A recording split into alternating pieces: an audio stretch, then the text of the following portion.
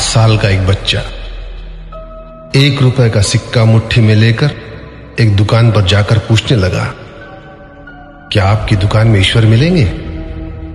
दुकानदार ने यह बात सुनकर सिक्का नीचे फेंक दिया और बच्चे को निकाल दिया। बच्चा पास की दुकान में जाकर 1 रुपए का सिक्का लेकर चुपचाप खड़ा रहा। ए लड़के, 1 रुपए में तुम क्या चाहते हो?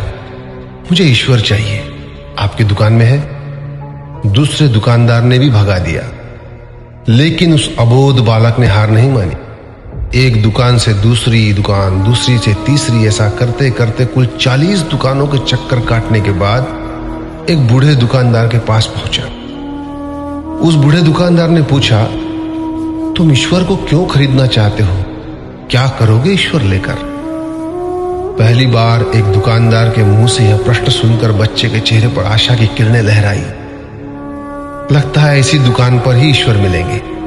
बच्चे ने बड़े उत्साह से उत्तर दिया, इस दुनिया में माँ के अलावा मेरा और कोई नहीं है। मेरी माँ दिन भर काम करके मेरे लिए खाना लाती है। मेरी माँ अब अस्पताल में है। अगर मेरी माँ मर गई तो मुझे कौन खिलाएगा?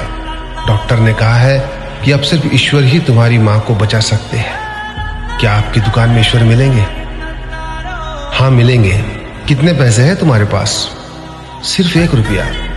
कोई दिक्कत नहीं है, 1 रुपए में ही ईश्वर मिल सकते हैं। दुकानदार ने बच्चे के हाथ से 1 रुपया लिया और उस 1 रुपए के अंदर 1 गिलास पानी के अलावा बेचने के लिए उसके पास कुछ भी नहीं था। इसलिए उस बच्चे को फिल्टर से 1 गिलास पानी भरकर दिया और कहा, यह पानी पिलाने से ही तुम्हारी माँ ठीक हो जाएगी। अगले दिन कुछ मेडिकल स्पेशलिस्ट उस अस्पताल में गए।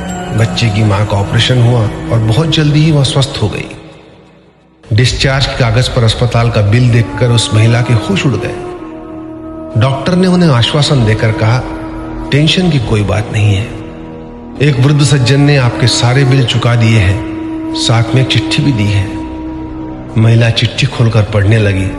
उसमें लिखा था, मुझे धन्यवाद देने की कोई आवश्यकता नहीं है। आपको तो स्वयं ईश्वर ने ही बचाया है। मैं तो सिर्फ एक जरिया हूं। यदि आप धन्यवाद देना ही चाहती है तो अपने अबोध बच्चे को दीजिए, जो सिर्फ 1 रुपए लेकर नासमझों की तरह ईश्वर को ढूंढने निकल पड़ा। उसके मन में यह दृढ़ विश्वास था कि एकमात्र ईश्वर ही आपको बचा सकते हैं। विश्वास इसी को कहते हैं। ईश्वर को ढूंढने के लिए करोड़ों रुपए दान करने की जरूरत नहीं होती। यदि मन में अटूट विश्वास हो तो वे 1 रुपए में भी मिल सकते हैं। आइए इस महामारी से बचने के लिए हम सभी मन से ईश्वर को ढूंढें, उनसे प्रार्थना करें। आपका दिन शुभ हो।